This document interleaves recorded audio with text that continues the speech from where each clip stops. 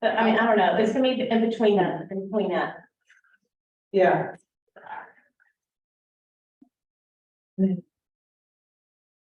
Is that in their range? I don't know. It won't get any lower than that in our neighborhood. Right, no, I don't. I'm not. She can.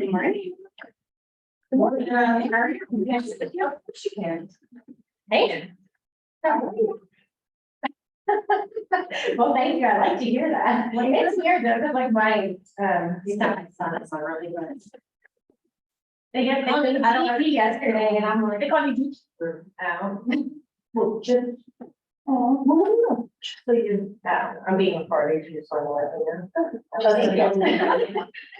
So we don't say anything. Yeah, but it's just weird, like, they kept calling me Gigi and all that stuff. I don't like Gigi, it's so, just weird. Yeah, I mean, like, all of it's weird. But it's just a new, something getting used to.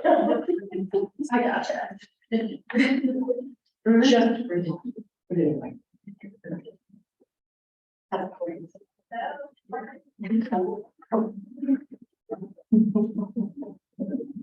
We're not talking about you. Sure. I promise. I'm here. We'll let you all have it. You look good in things. Everything I'm already Jessica. Hey, it's my favorite color. Oh, it is. All right, sure. Okay. How we doing?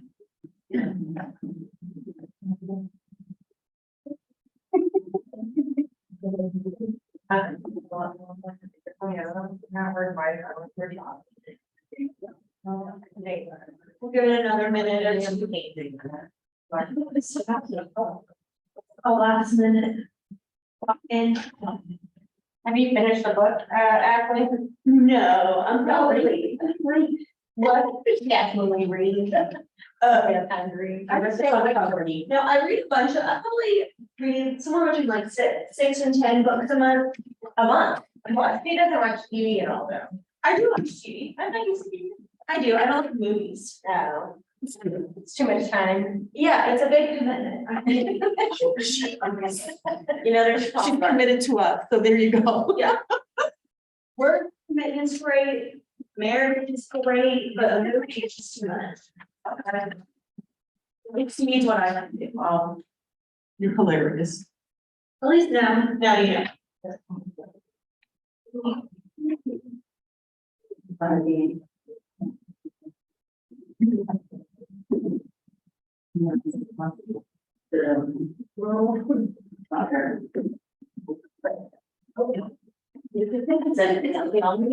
it's a little meal instead of dinner today.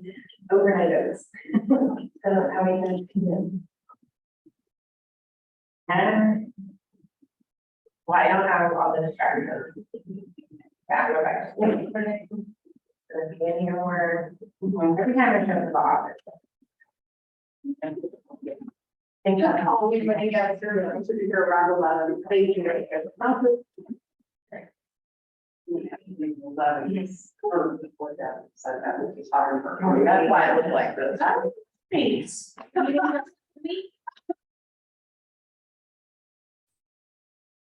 I can go ahead and get started.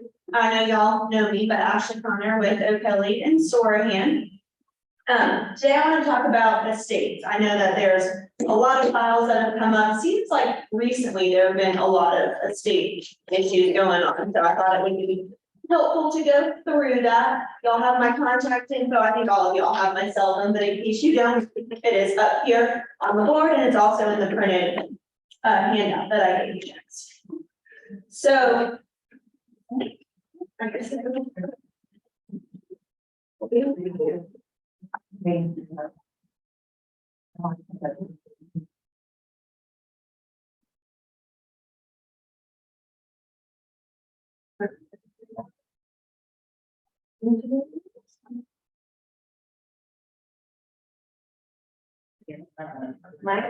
there's a couple ways that you can hold title to a property. Who knows which one of these, well, is up there, but what's the default in Georgia? Who can read? Rights to survivorship. Nope. There we go. So 2 ways, joint tenants with right of survivorship means, yeah, so what that means is when one person passes away, their interest automatically by operation of law transfers to the surviving other owner, okay? So you've got 2 people, one dies, the second they are no longer alive, the remaining person owns the property outright, okay? Tenants in common means that that interest does not automatically transfer over. And so what that looks like is if Ashley and Tyler own property and we're tenants in common and Ashley dies, then there's still 2 owners. Tyler's an owner and then Ashley's estate is the other owner, okay? So it's very important how title is held.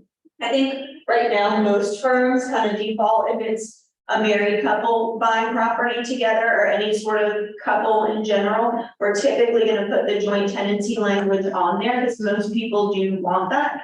If it's like 2 business partners buying together, they probably don't want a whole title as joint tenants with right of survivorship, right? Because if my business has it and maybe Cheryl's business owns it with me, like we're business partners, if I die, I want my bid to go to Tyler, not necessarily automatically to, no, that's true. I love you, but I love you. So you just want to kind of be mindful of how you're setting it up, and it might be a good idea to share with the closing attorney what that relationship is, and if they have a specific request is how to hold title. Because again, we're not necessarily going to know that it's a business relationship rather than like a life relationship kind of thing. So, hey, my buyers are business partners. We don't want the joint tenancy language. So how do you have someone hold title as joint tenants with right of survivorship? Do you know how to make that happen? Is it easy, hard? Anybody know What's the big? how to set that up? Your will.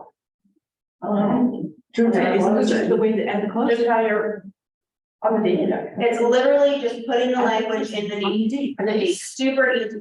So it's not a big to do. It's not anything that's more difficult. It's certainly not anything that's gonna cost them any more or any less than just having the default. It's simply putting the language in the document. So instead of the, on the deed, the grantees being Tyler Connor and Ashley Connor, it'll be Tyler Connor and Ashley Connor as joint tenants with right of survivorship. You would ask our client just when they're about to close, how they want it to do that.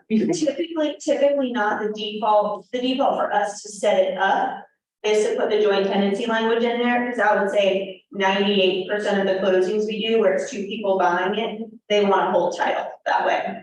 So that's why I say maybe reach out to the attorney to say, hey, we want to make sure it's joint tenants, or we want to make sure it's not joint tenants, because that's the way we do it. Again, because almost all of the files, even if it's like a mother-son buying property, typically they still want that joint tenancy language on there. So it's rare that that's not wanted. So that's kind of how we always set it up. But if someone doesn't want it, if we're sitting at the table and the deed's getting signed, we can go print another one and come right back. It's like a 2-second thing. So it's not a big deal to change it at the table. Other firms might do it the opposite. They might say, the deed itself, like the default is tenants in common, so we're not gonna have this addition unless you request it. So I'm sure different firms have different practices and different kind of policies, which is why I say make a point to ask the question and let the attorney know what your clients prefer. Or if you want the attorney to explain it, we're always happy to do that too. I'm not trying to put extra responsibility on you guys. It's just, again, the reason we set it up as a joint tenant is that's what almost everybody wants. Yeah, sure. Okay, let me ask you a question. So I recently had a closing. It was a son who was buying a house, but then at the last minute, he decided he wanted his mom on there. And that was not specified. But say if something happens to him, it would go automatically to the joint tenant, which is right as driver's if it wasn't specified, right? So how did he use the deed add the mom? Was it like a deed at the end of closing? No, she's on, I mean, Okay, so she's fine. So you would look at the actual deed. Did they give you a copy? no, I mean, not her. No, it's fine. I'm just saying, when you look at the deed and look at the names of the grantee, it'll either say mom and son, where it'll say mom and son as joint tenants with right of survivorship. If that right of survivorship language is on there, one of them dies, it automatically transfers to the other. If that language is not there, then it is the default, which is tenants in common, which means if one of them dies, their estate is the second owner. What if he decides to add, say, a wife? You know, So since his mom is on there, the two of them are gonna need to sign the deed, adding the wife.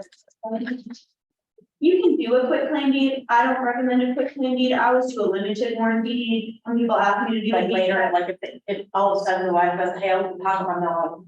You put your mom on there, how come I'm not on? Well, mom, isn't she valid question, but Is she on the mortgage? yeah. But I think, it was just signing a deed, adding the wife, and you would add the joint tenancy language there. So there's no like limited time where you can add it or a time where you can't add it. It's just when you're setting up the deed, if you want everyone to be joint tenants, add that one sentence directly below their name and you're good. One thing that, or a question that I see come up that does make it a little bit tricky is sometimes the actual title of the deed will be called a joint tenancy deed, but then the joint tenancy language is not in the body of the document at all. I've had title insurance companies tell me that's not good enough. So you want that language to actually be in the body of the document. But that's kind of rare that that comes up. Yeah, so you might have, it might be the same situation, so if a married couple buying a house, but only one of them is getting the mortgage. Do you have to specify then that you want some kind of language in there that is not the default anymore? Yes, Okay. so who's on the mortgage is a different question than who is gonna end up being the owner. And so, when it's a couple that's buying the house together and only one of them is on the loan. So let's say Tyler's the only one on the loan, but we're buying it together. Tyler would sign the note, but both of us would sign the security deed, and the deed out of the seller into our names would be out of them into the both of us. You want to put the joint tenancy language. If you don't, then we're tenants in common. So either it's on the deed. Like it does if you. Yeah, it's pretty black and white. Either the language is on the deed and they hold title as joint tenants, or the language is not there and they don't. It doesn't matter what any of the other circumstances are. Okay, thank you. You're welcome.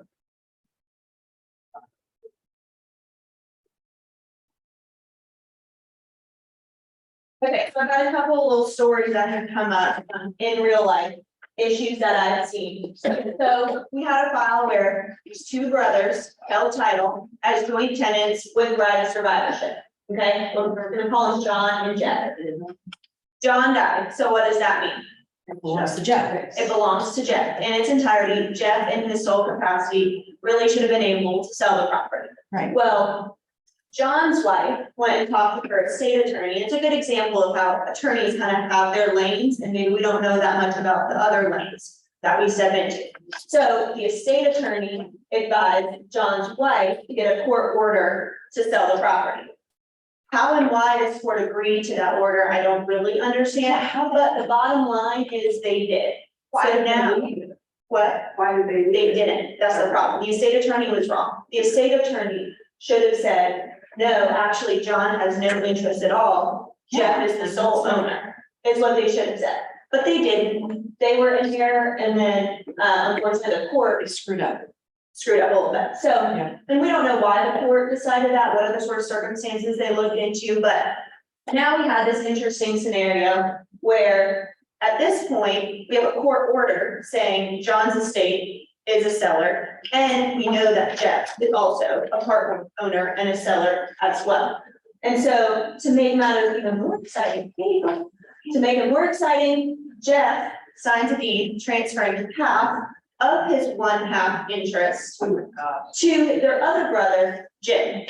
Okay, so now we've got a court order saying that John's estate, who really doesn't have interest in the property, can sell the property. And we have Jeff, who really does have an interest in the property. And now Jim has an interest because Jeff, who did own the property, signed a deed into Jim.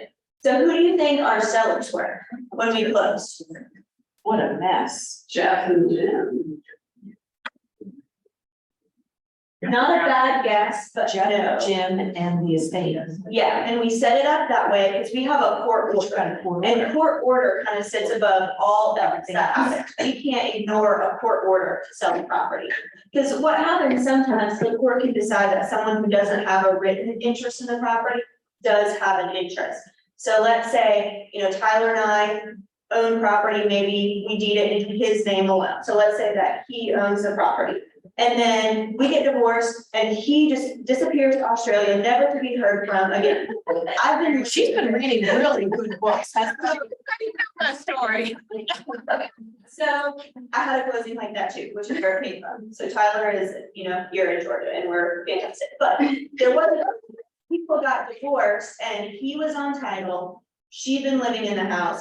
He did go, and I think it was Australia, could have been another country, I don't know, either way, not in the picture, and could not find it. So she got a court order saying she could sell the property, even though he was the only one on title. So sometimes a court order can authorize someone who doesn't look like they have like a paper interest to be able to sell the property. So we obviously can't ignore the court order. So now we have 3 sellers, we've got the estate, we've got Jeff, and we've got Jim, and so that's how the proceeds needed to be dispersed as well. So half of it to the estate, quarter to Jeff, quarter to Jim. When really, Jeff should have been our sole seller, we shouldn't have had to pull with any estate whatsoever, and he would have gotten 100% of the proceeds. Right. So really just be careful, you kind of, a little screen bars over it, but I think the moral of the story is don't make things difficult. Right, if they had understood how interest worked, they would have known that Jeff was the seller. So this became incredibly complicated for literally no reason And I at all. couldn't sue the attorney who recommended this. Now, so I don't think any of the siblings had a problem with how the proceeds ended up being dispersed. I think if Jeff had an issue with it, then certainly he could have gone back and said, hey, this court, order was in error and had some sort of appeal for that, could have filed a countersuit, I guess, but they didn't, they were fine with it. So it wasn't, we didn't have that extra layer of nasty parties. It was just Nice. very complicated for no reason. So just kind of be mindful of that and don't make life harder. You already have a lot of complications in closings. We don't need to add that. So when you have a file that says so-and-so is dead, what are the questions that you need to ask? So the first one is, was there a will? That's the very first question. That's going to be the most relevant thing that you want to know. Did the deceased person have a will? If the answer is yes, you want to know if the will has been probated, okay? If yes, we're going to need those documents. Can anyone tell me what those documents are? Right to sell. So there's 4 documents that we need. So letters of testamentary is one. One. So. Everybody knows any others?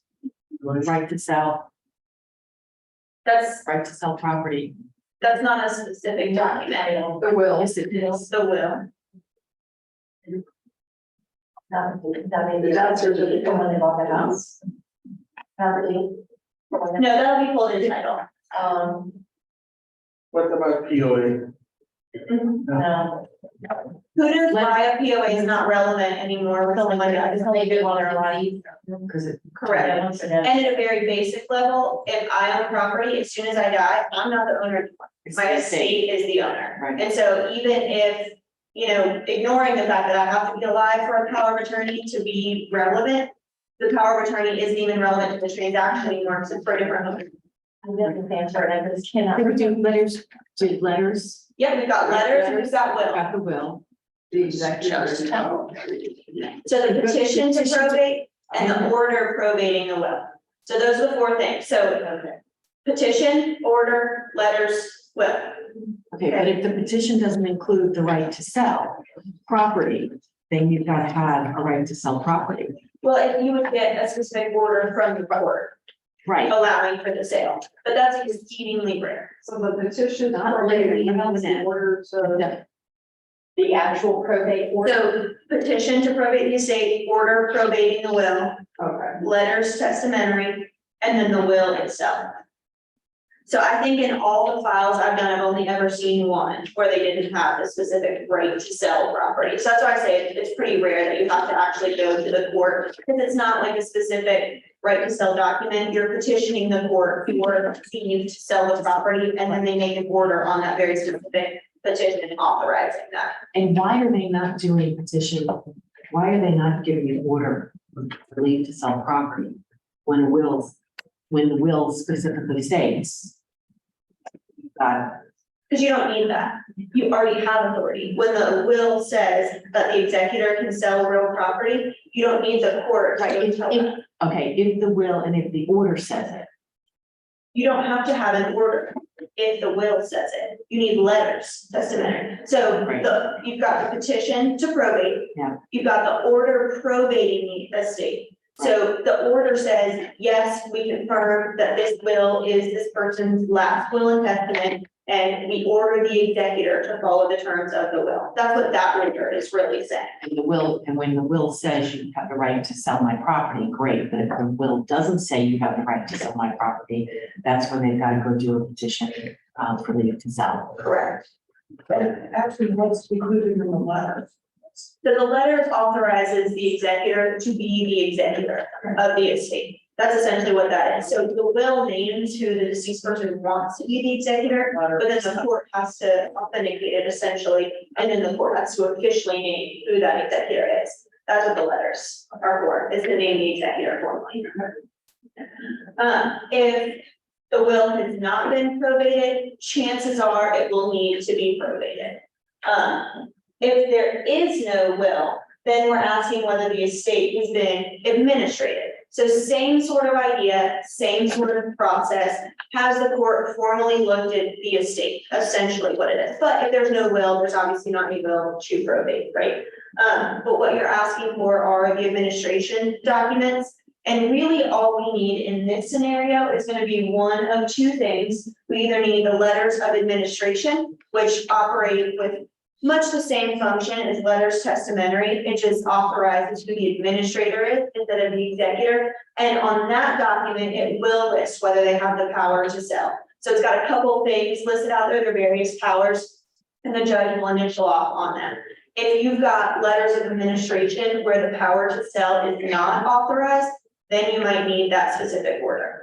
So you might see that sometimes as well for petition to sell the property or petition for leave to sell the property, and then the order confirming that. If for some reason your letters of administration do not include the power to sell.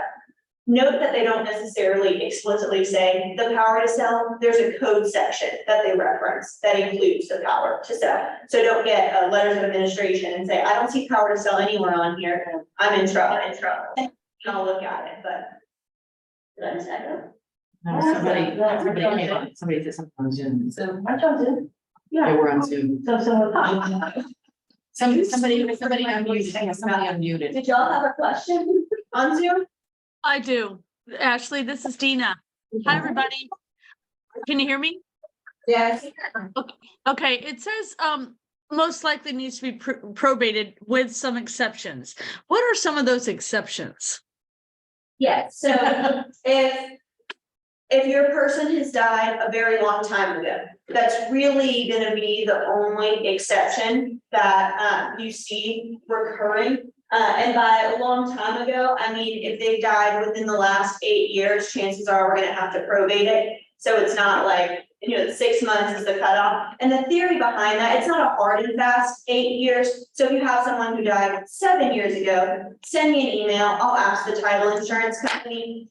And we can see whether we can kind of move in a little bit easier direction. But the thought is, if they just died, the heirs haven't necessarily had time to realize that this person has passed away. They haven't had time to make any kind of claim. And so if we just bypass the probate process entirely, and if they died 6 months ago, well, maybe that nephew who's living in Australia, where all the people have gone to, I guess, then he doesn't know that this relative, this uncle or whatever has passed away, and he can't come back and realize he missed the boat because he moved too fast without authenticating the process. But that's really kind of the only time is when the death occurred a long time ago. Okay, I do have a very specific case, so I will get with you later, Ashley, because I've been working, yeah, it's been listed 7 years, so get your help. Thank you. I appreciate it. Yeah, of course. And so going back to the estate being administrated, either you're looking for the letters of administration like I was talking about, or you can get an order saying no administration necessary. And typically that comes up when someone doesn't have a whole lot of assets. So the heirs can essentially file this petition with the court saying, you know, dad passed away. He didn't really have anything other than this house. We're the only 2 kids. And the court could say, we agree, no worries. You 2 can sell in your individual capacity. So if you have that no administration necessary, then we'll follow what the court has set out in that particular order. So that's a fine way to go about it if there's no will as well. Notice you cannot get that if there was a will, right? Because if there, what the court wants to do is follow the deceased person's wishes as closely as possible. If they didn't put their wishes down in writing, nobody has any idea what that is. We have to have some sort of system for that. But if they did write it down, they're never going to say, hey, I know that they had a will, but I'm totally fine ignoring it.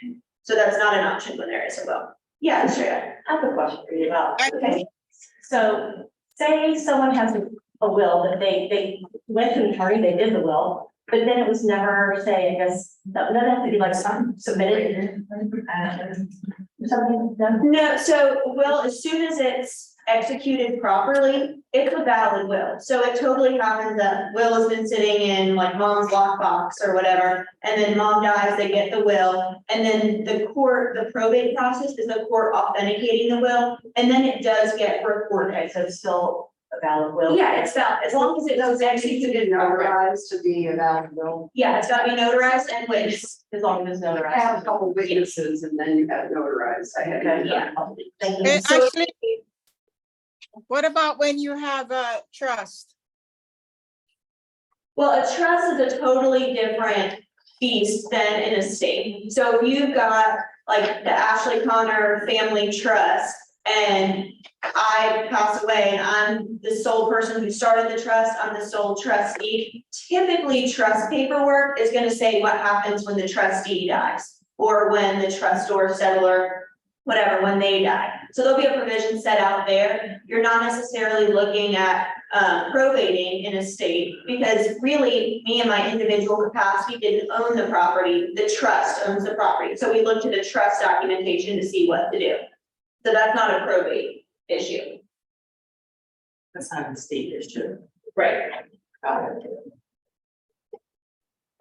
So kind of talk a little bit about this. What does it mean to probate a will? Again, it's just a court authentication of the document saying, yes, we agree it's their last will and testament. And part of that process is giving heirs the opportunity to say, no, we disagree with the will, right? You want to give people the opportunity to say, I know that mom had this on file with you from 1984, but here's the new will that mom got done in 2011. Here's this, right? And that happens sometimes. People update their wills and that's fine. So the court has to look at all the information, give people the opportunity to say, no, you have the wrong document, and then say, okay, we put our stamp of approval on it. Scenarios where it's not required is really what I had said earlier, is if the death occurred a while ago, years in the past. And then we can do this next step, which are called affidavits of descent and quitclaim deeds from the heirs. And so what an affidavit of descent is, does anybody know what that is?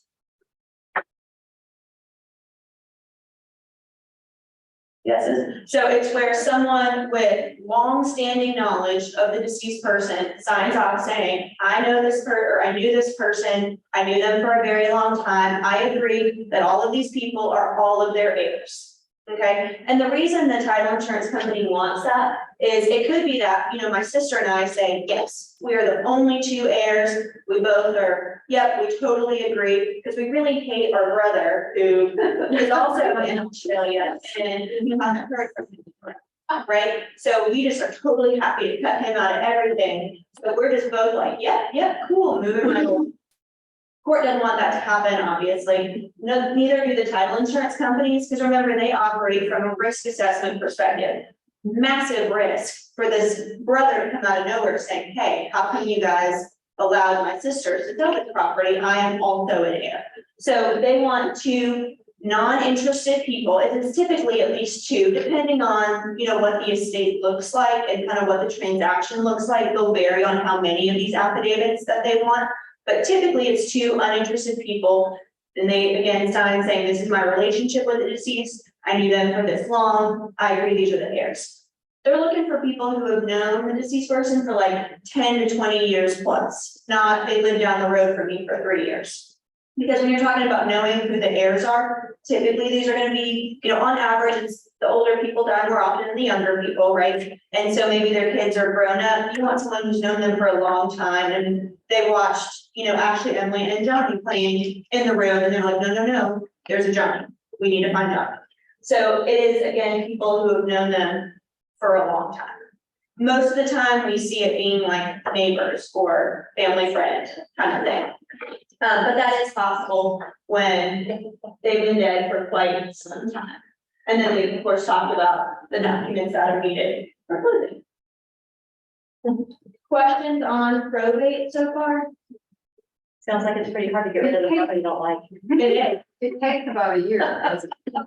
It really depends on the county you're in and how complex the estate is.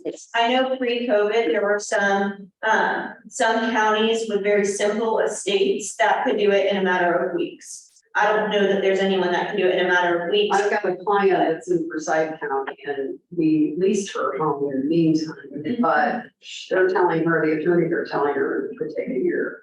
And it could be partially because of the complexity of the estate, where the heirs are, how hard it is to get in contact with the heirs. So a bunch of things go into that question. There's not really kind of a set number that you can give people. And so I would encourage you guys, if someone says, how long does it take to probate the estate?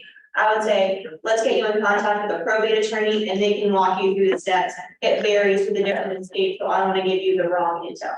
And that way you haven't given them wrong info. And then why don't we all put our properties in a trust so that we can avoid this for our kids and for our heirs, right? You can, yeah, so a trust, really trusts are kind of created to be a probate avoidance tactic, if you will. So that's a great way to do it. And there's benefits and I guess cons to doing it either way. So setting up a trust is going to be more expensive, more complex than setting up a will. So that's prohibitive for some people. And then the mechanism of what you're putting into the trust agreement. Who else would you have serve as trustee of the trust? Do you really want it to go to certain people? Those are all questions that come into whether you want a trust or a will set up. And again, I would encourage them to talk to an estate attorney about which one is better for them. But yeah, if your main goal is to avoid probate, absolutely a trust works. Well, you'd only be avoiding probate for real estate assets though, right? Not for other assets. Well, it depends on what you put in the trust. So a trust is not for real estate alone. Like you can put a bunch of stuff into the trust. You can say like the trust owns your property, you can say it owns your furniture. So it's really how you set up the trust is what you want in there.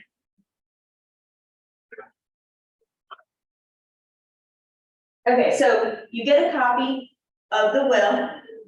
What are you really looking for? So is just having a will good enough? Do we just say, check the box, you have it, moving on, roll tide? I guess That it's notarized. yeah, but I mean, if the court, if you have an order where the court is saying, we're gonna probate the will, I'm not necessarily looking to make sure that the will is correct, because I have a court order telling me to use the will. Okay. So if it hasn't been probated, that might be something for you to look at, but at the end of the day, the court is not gonna order that. But what we are looking for is, it seems silly, but is this even the right will, right? Like, is this the will of the person who's actually on title? And the reason I say this, where y'all are like, well, that's stupid, why would you get someone else's will? What happens is, you've got a married couple, maybe neither one is with us anymore, and the person owning the property thinks that mom was on title, they give us mom's will, but really it was only dad that was ever on title.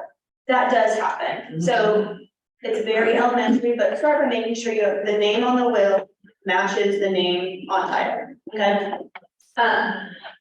Next thing, and really what we're looking for, the biggest thing, is there what's called a specific devise? And what a specific devise is, means is our property named in the will and specifically given to someone. So 123 Cherry, or I leave my property located at 123 Cherry Street to Ashley Connor. It doesn't matter that, you know, Tyler Connor is the executor. It doesn't matter that he gets the rest of the estate. He can't do anything with that property until I've signed on. So can I ask you a question? I have a will, but I did it when I was in a different home. Okay, so now I'm in a new home, Mhm. and I called the attorney, and he said, you need to update that address.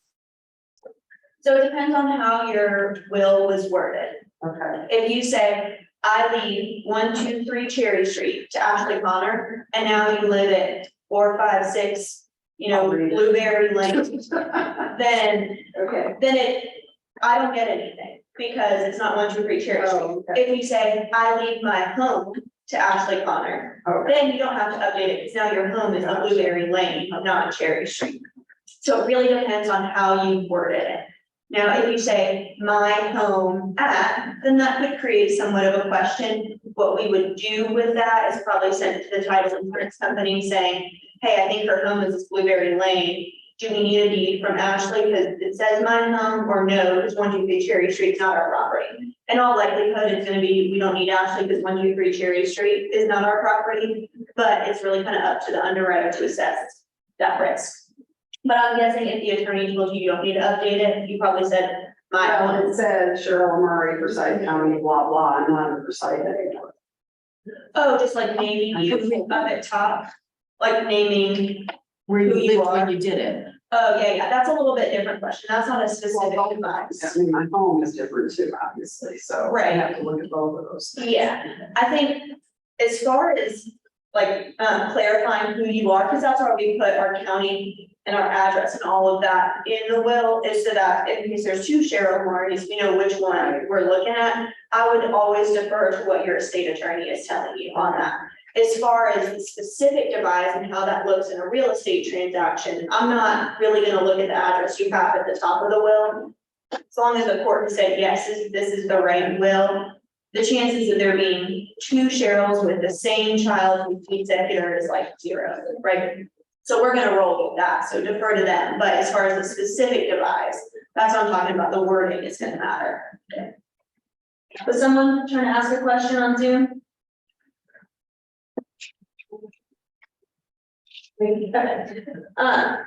What is fine is saying, like this residual estate language, I leave the rest, residue, and remainder of my estate to Ashley Connor. If the executor has the power to sell, I don't need to sign a deed in that scenario, because this is just, I leave everything to Ashley, which means when the executor sells the property, those proceeds will come to me. I'll end up getting the money, so it's not like I lose out on anything, it's just I don't specifically have the right to that cost. Does that make sense?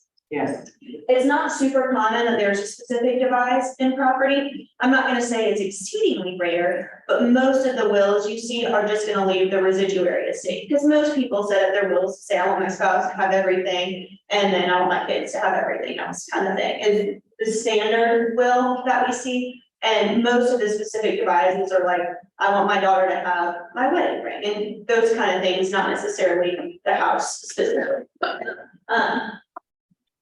Then with the other thing we're looking for is the power to sell. Again, this is very standard in a will. It would have to be that someone has actively taken that out of the will for it not to be in there. So it's rare that it's not in there. Or they printed some sketchy form off the internet that is not that helpful. And that does happen, but most of the time it's gonna be in there. So most of the wills that you are gonna receive are gonna be set up to not have the specific device, and the executor will have the power to sell, which is all good news for us, but sometimes it is a little bit different, so we just wanna review that. I'm happy to look it over for you guys, and then that's a helpful way for you guys to put in the listing. Let's close with O'Kelley, because we've already kind of started working on it, so I'm more than happy to do that for you guys, but just kind of watch that. And when you get the letters, make sure you're looking at the person that's named in those letters of testamentary. Okay, because if you're dealing with Emily Nance, but really the named executor is Ashley Connor, who should sign your listing agreement? The executor. Yeah, so I should be signing, Ashley should be signing your listing agreement, even though Emily's the one who's reached out to you and has kind of spearheaded the process. She's not really actually relevant. I'm the one who's gonna have to sign everything. Okay, so be careful with that. If you're working with siblings who have not actually probated the estate yet, then you might want to say, hey, let's look in the will and see who the executor is. And then we'll set it up that way, so that once you're done probating, you've got the right human set up to sign. And it's not always the case that the named executor will be named on the letters. Sometimes it's different. Maybe I'm the named executor, but since I live in a different state, I don't want to fool with it. So I say no, thank you, and I step back. And that can happen. You can't someone to be the executor, but then the alternate executor is going to step up. So it's not always the case that the will and the letters will name the same person. What's definitive is going to be the letters, not the will. Most of the time they try to go by the will, but if there's some reason that they can't, then, sometimes too, it's husband and wife, and maybe husband named wife as executor, but she's already dead. So she obviously cannot probate his estate because she died first. So then they have to find someone else. So there can be a difference, but they try to match it up as much as possible.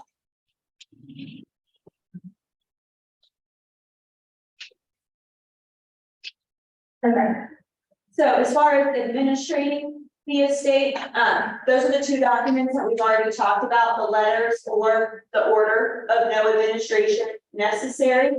Either way, again, the power to sell has to be listed on that document. If it's not on there, and remember, administrating the estate means there's no will.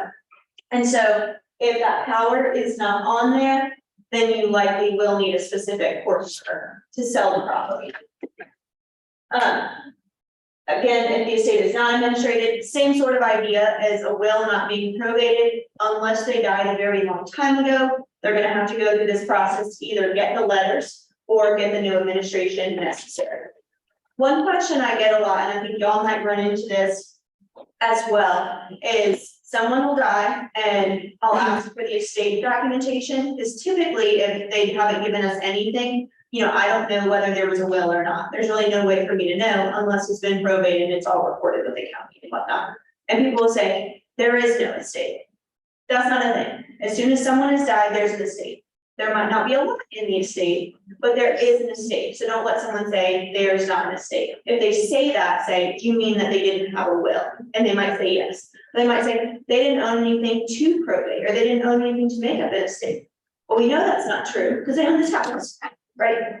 So there is an estate, but people kind of conflate the terms and get confused with a will versus an estate. As soon as you die, there's an estate.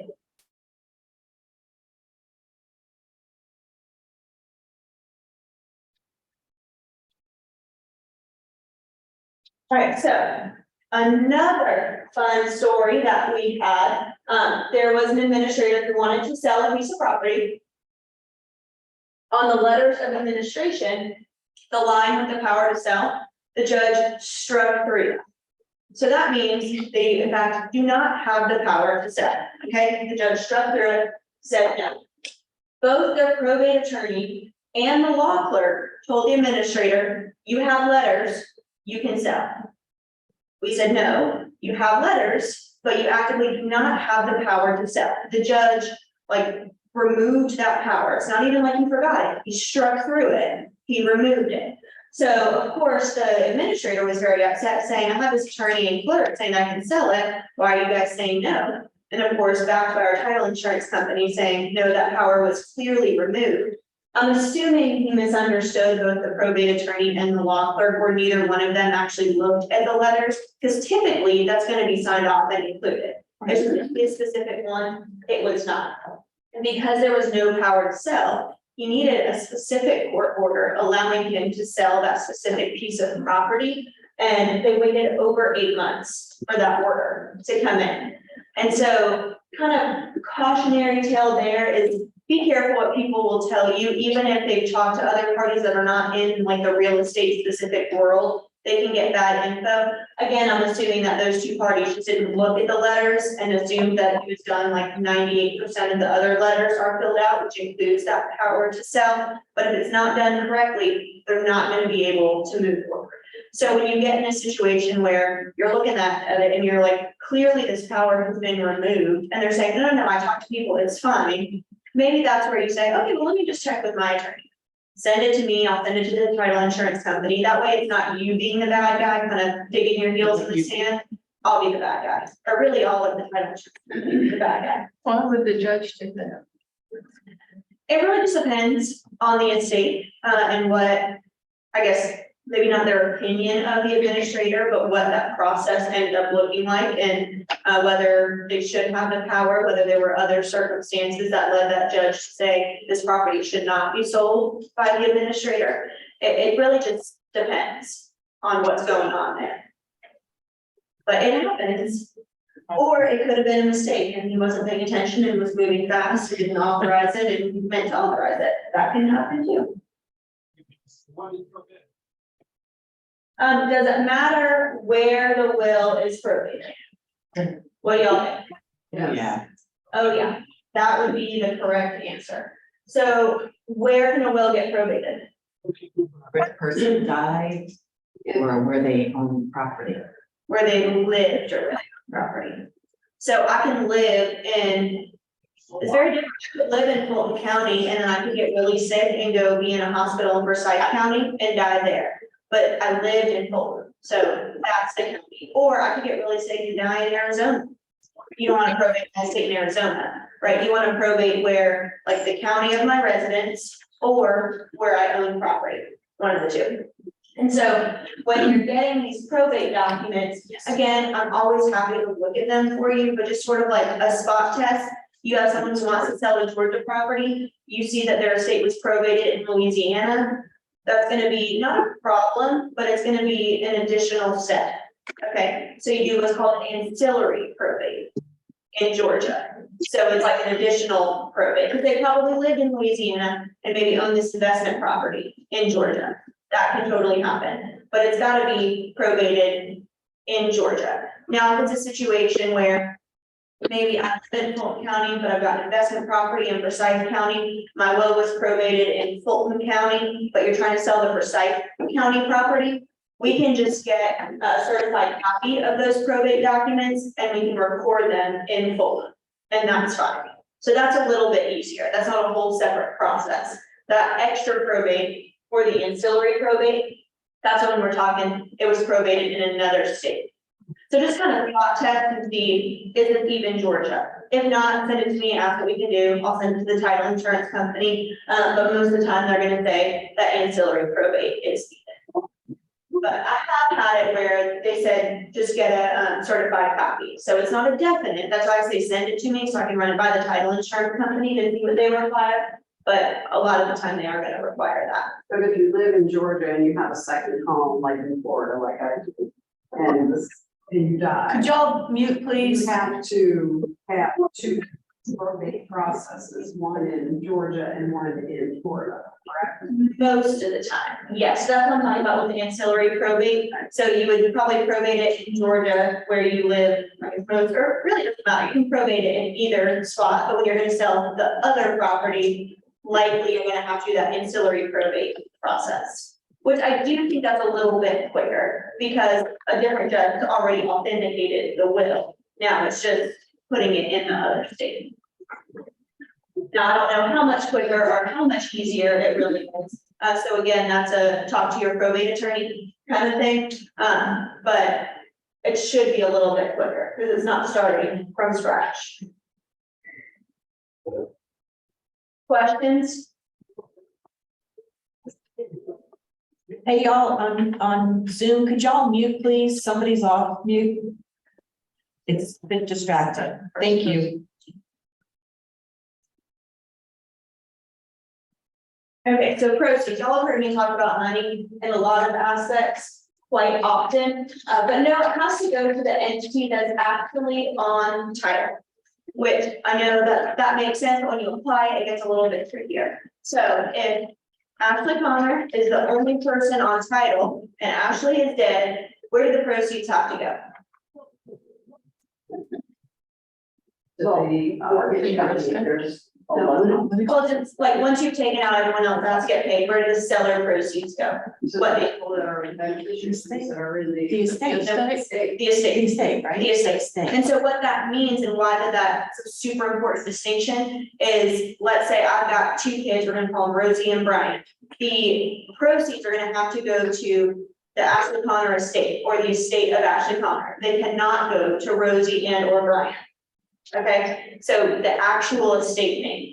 And that is really important because if Rosie and Brian are the people signing all the documents and they're the only people, they're my only two heirs, the will says they get everything. They think that they're gonna walk away from the closing with money in either or both of their pockets, and they're not. So it's gotta be, the estate's name. And I don't know how to like force mute everybody. If y'all mute, Y'all are, yeah, there's a couple people who aren't muted. If you guys can please mute yourself, because we're hearing a little bit of feedback, which I think prevents other people on Zoom from hearing me when y'all's feedback is going.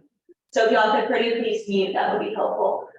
But going back, again, I don't know if there's a way to like force it. there, Yeah, thank you. I'm doing either. Click on the square of the person. There we go. There you go. Oh, thank God. Good job.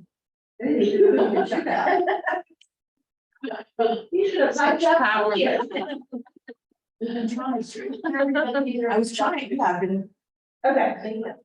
Wow, learned something new today. That's great. Cool. So what I think is really helpful for you guys to be able to tell your estate sellers when you have someone. One of the first things, like after you've got your listing agreement signed, you're getting set up. Hey, do you have a bank account set up with the estate's name? And when they tell you no, that's your first indicator that they think they are gonna get paid at the closing. Okay, you wanna encourage them to go ahead and set up that account. They're probably gonna have to get some sort of tax ID to be able to set up the account. So this is typically not a process that they can just go knock out the same day, right? It's gonna take a little bit of time to get the tax ID, a little bit of time to take that to the bank, prove that they are, the person who's authorized to act on behalf of the estate, and then get that bank account set up. What happens is if they come to closing and they don't have an account set up, almost always, they're gonna start to fill out my wiring form to say they want the proceeds to go to them. I tell them it's gotta go to the estate, then have to cut them a check, which is fine, but the bank's not gonna let them deposit that check until they have an account set up in the estate name. There's nowhere to put that check, right? And they're typically not gonna let someone endorse an estate check over to an individual account. If the bank lets them do it, it's not your problem, it's not my problem, whatever, we all did our jobs, right? But most of the time, they're not gonna be able to do that. And so if you've told them ahead of time, you need to have an account set up, then you come to closing, they start to follow the wiring instructions. I remind them, hey, it's gotta be, an account in the estate name. They say, oh, I know, my realtor already told me that. You look awesome because you saved them weeks on their money not getting to, because now I can wire to that estate account, and then they have full access to the money. And, my kids, Rosie and Bryant, then can divvy that up per the terms of the will, whoever the executor is. Do you have a question? Yeah, so you were saying it can take time, you can't just get the tax ID and open up the bank account the same day. Is there anything more complicated about getting this tax ID than say for an LLC or a corporation? And I ask that because the IRS actually does have an instant same day. You go on, you fill it out, and you click print, and boom, they issue that like within 60 to 120 seconds. Okay. Wondering, I don't- but I don't know if this is like more complicated. No, I've just heard people, like, even if you get that set out to set up an appointment with the bank, to then go take that over to the bank, have the account set up and then be usable. Got Maybe you can do it the same day, it's just a You lot have to be fit in. very organized. Yeah, and Yeah. so why would you put that extra stress? Closing day is already a like super hectic day for Yeah. most people. They don't wanna leave the closing table and then go do all of that, Sure. right? They wanna have that set up when they're still like packing up the boxes of food.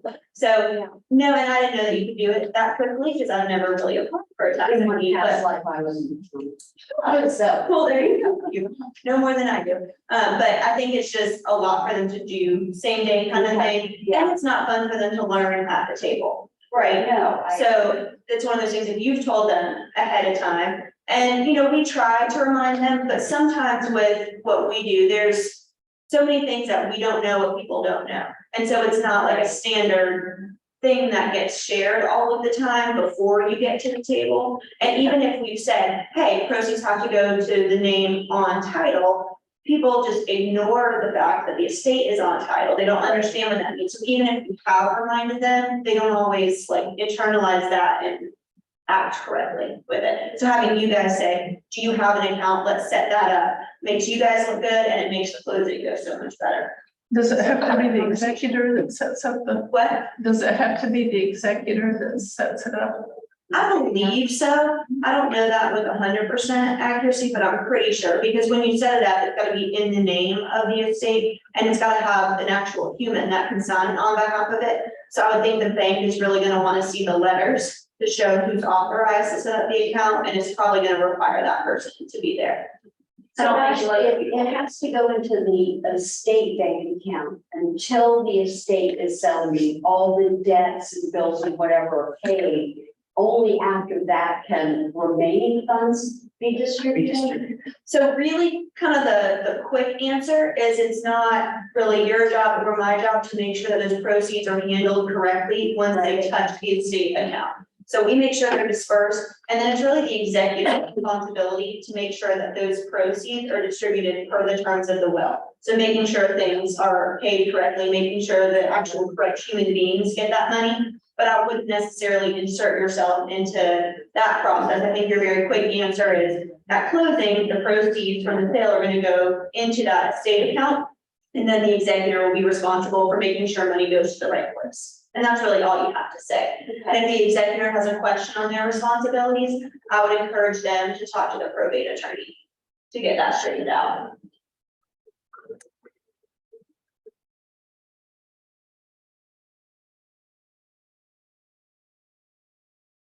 All right, another story that I had that was a bit of a problem. So my buyer was an individual. She was just buying the house in her name. She wanted to use proceeds from her sale at another office. So those were sent over to us. Unfortunately, the sale was not her individual sale. So what it was she held title with her deceased husband, not as joint tenants with right of survivorship. So his estate was the seller, she was the seller. So really, all of the money that we could use is half of it, because when it's tenants in common, each seller owns half. Okay, so she was entitled to half the proceeds, but that actually was not enough to put the money down on the house she wanted to buy. So that ended up being a problem. We thought, okay, if we get all of the heirs to sign off, like if she's the only heir, we might could make that work. Unfortunately for her, she was not the only heir. Her husband had a child from, I guess, a different marriage, and I don't know that they really got along, but we had to get that heir involved. So that was a problem, and another example of someone not understanding that proceeds have to go to the name on title. Okay, so just be careful with that. If you have a scenario where it is an estate and a living person, there's two sellers and they want to talk about sending proceeds to another law firm for a purchase, just remind them, hey, you want to talk to the attorney because if the estate is the seller as well, I don't think you're entitled to all those proceeds, or you might not be entitled to all those proceeds, and then let the attorney explain that, but at least you've given them the heads up and kind of put that thought in their mind, so that's not a surprise when the attorney goes over it. So a lot of times, you know, we don't always know what a different transaction looks like, right? If it's in another firm and you just say, hey, they're gonna buy the house with proceeds from the sale, well, I have no idea that they owned another house with their deceased spouse, right? That's not something I would ever know unless you tell me. So just kind of look out for those keywords. Question in the chat? Oh, yeah, I can send out a copy of the PowerPoint. No problem.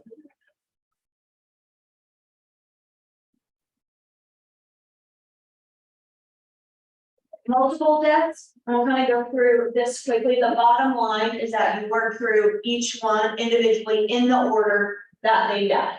So you don't get to skip steps because, you know, person A died, then person B, so person B is the only relevant one. That's not correct. We still have to make sure that person A is taken care of, and then we move on to person B. And so if it's a situation where we're doing tenants with right of survivorship, so we've got Jane, and then Sam. If Jane dies and they hold title with the right of survivorship, Sam owns the property outright. His estate is gonna be the only one we need to see. Do you need anything from Jane's at all? This is a question for really any joint tenancy. For the deceased person, do I need one single document for them? I need the death certificate. Why? To prove their, right, otherwise, I could just say, oh, that Tyler guy, he died, he's not relevant. But what if he's just in Australia? So I gotta make sure that this person's actually not alive. So we need the death certificate, and then we record a copy of the death certificate so that when future examiners do a search, they don't say, what the heck happened to Tyler's interest?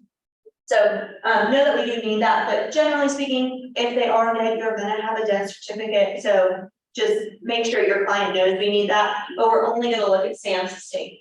If they held title as tenants in common, then what do we need?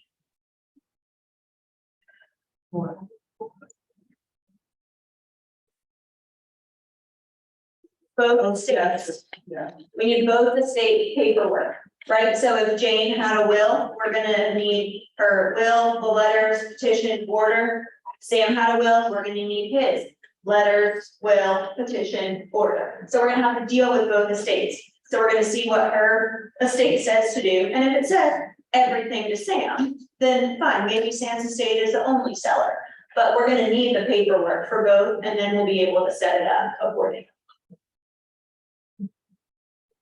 I had a really messy 2 people died situation several years ago. We're gonna say Jordan and Mary were married. Jordan was alive, Mary was not. They held title as tenants in common, which means as soon as she died, Jordan was an owner and Mary's estate was an owner. Her will left the property to her son. Okay, so the son moves into the house, acts like he owns the house. I think Jordan maybe was like in assisted living or something, so he wasn't in the house, but still alive, but not in the house. So again, Mary's will was not probated, but since the will left it to Evan, he figured it was his. He moved his family in, they've been living in the house. Well, then Evan dies. A couple months later, the family wants to move forward and they want to sell the estate. So they do probate his will, so that was done. His wife was named the executor, so she says, I can sell this property as executor of Evan's estate. Well, to keep going, we tried to say, okay, since it's been a long time, let's get this affidavit of descent and quitclaim deeds, because this was back in like 2017 and she died in 2010, so a good amount of years had gone by. Underwriter said no, because Mary was actually not the only heir. There was another heir, so Mary had a daughter that predeceased her and left behind 2 children. So our heirs were Evan and Landon and Betsy. Okay, so 3 heirs. So we say, okay, no problem, we can still do the affidavits of descent, but instead of just the deed from Evan's estate, we're also gonna need a deed from Landon and Betsy. No problem. Landon says, I got you, I'll sign the deed, gets it sent over, everyone's happy. But Betsy says, no, I'm not doing it. I want to get paid. I want money, and then I'll sign the deed. Well, if you remember, Mary's will did leave the property to Evan, right? So Betsy was just kind of being a brat, but it's fine. So that left Pamela, our executor, with 2 choices. Either somehow get a deed from Betsy, probably gonna have to pay her, probably gonna be cheaper and quicker than going through probate, or you can go through and get Mary's will probated. So again, a lot quicker and cheaper to just pay Betsy off. She said, no, on principle, we hate her, I'm not doing it. So they ended up probating Mary's estate, which really did delay the closing by quite a good chunk of time. So be mindful of who's on title. Be mindful of what people are telling you versus what the actual documentation says. And know kind of the moral of this story is that a will is helpful, but it's only determinative once it's actually been probated. Okay, an unprobated will doesn't really mean anything. it could mean something in the future. It's helpful to know what it says. When it's probated, we will have to follow it. But just because you have a will doesn't mean you can skip getting probated. And that is a question, I guess. So it states intention, but you can't take action on those intentions before. Precisely. Okay. That's exactly right. Yep. Any questions at all for me? I think that's all I wanted to chat. What do we need to look out for fraud, like? I'm assuming this is no, or but still, like, something. Yeah, so I think if you have a seller who is, I refuse to get it probated, and I know I'm not the named executor in the will, but the court is gonna, say that I'm the executor, I have it set up, and you don't see anything authorizing that person, I would be hesitant. I would say, I absolutely believe you. Unfortunately, we can't move forward until the court has authorized you. Let me get you in contact with a probate attorney, and then, once you have that documentation, we'll go ahead and get. So it's not fraudulent documents, it's like no. Yeah, I'm not saying that they can't come up with fraudulent documents. I certainly think that's a possibility. I don't know that that really sits with you to figure that out.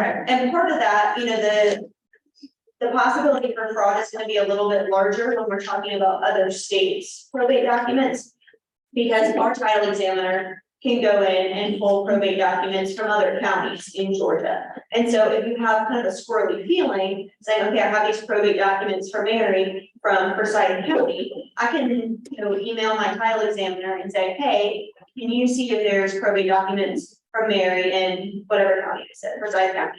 And then they can go pull them and we can compare. So if you have a weird feeling about it, we can go pull them. They are public record, because our examiner doesn't have access to other states' public record sites. So other state probate might be a little bit more of a red flag, but then if they have to do the ancillary probate here in Georgia, then we'll be able to authenticate those documents. Yeah, so I think it'd be very difficult, not impossible, but very difficult. So it's not that, it's just like nothing, yeah. Yeah, people were like, no, you don't need that, because that's a lot of effort, I would think, to come up with fraudulent paperwork and get them reported with the county and all of that. Seems unlikely. Again, fraudsters have apparently a lot of time on their hands to be very, very good at what they do, but that's probably less common. Okay. Thank you. Any other questions? Well, thank y'all for coming. I appreciate it. Ashley, are you ever gonna teach anything on trust? I can. Yeah, I'd love to hear about Wes. I need to hear. I need to hear about that, yeah. Yeah, thing about trust is that they're very document specific and with that. And so we can talk about kind of what we generally see, but most things are not going to be directly applicable to every single scenario, but kind of the general bones, I can put together something. Absolutely. Happy to do it. Any information is better than knowing. A lot of the stuff that we talked about today, is gonna apply to trust, like money needs to go to the trust. It doesn't matter what human beings are involved. It needs to go directly to the trust. Some people don't have a bank account for their trust set up because they operate the trust just like they do their individual stuff, and they use their social security number as the tax ID, which is totally legit, but they still need a bank account because I still have to give the money to the trust. But I can set something up if you want. Happy to. That's a great idea. And you say you will share the PowerPoint? Yeah, I can share it. Thank you so much. You're welcome. Trying to see who all was here, so I can send it to the right people, if I can get it to work. It's cold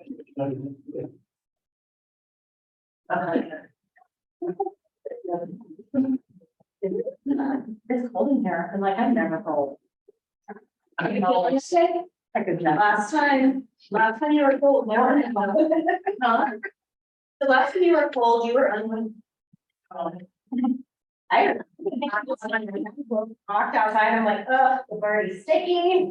Coronavirus is on the uptick again.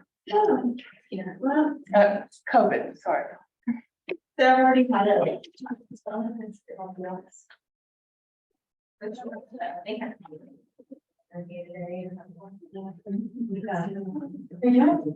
Yeah. That, Bill here. So it's already- I mean, it's something. I thought it was a letter. Maybe, go ahead and do it last.